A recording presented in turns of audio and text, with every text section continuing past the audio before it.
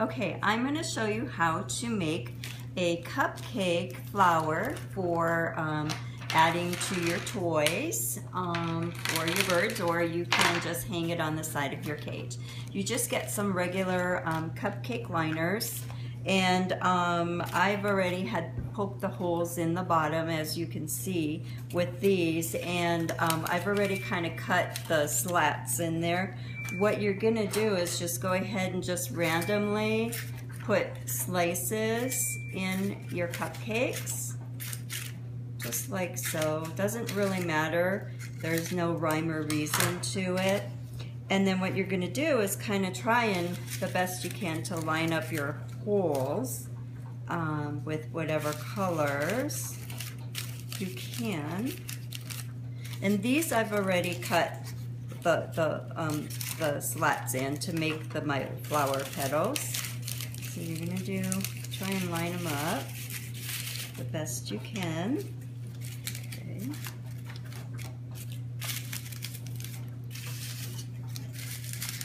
And just any colors you want, in any way. Okay. So I line up my holes. I have a shish kebab screwer, but you can use, I mean, so many different things to make sure your holes are together. And then I take my cotton rope and I just kind of get it to go through the bottom of my cupcake liners. So if you can see, I'm kind of just trying to push that through. It's a little challenging.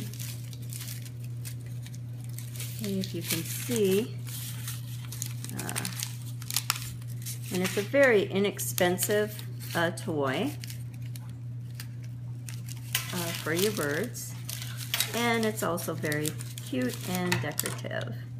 My birds love to just kind of chew it up.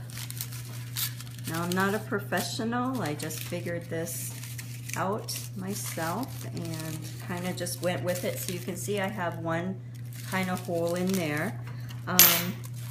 As my holes didn't line up very much, I'm going to just probably see if I can poke it through again.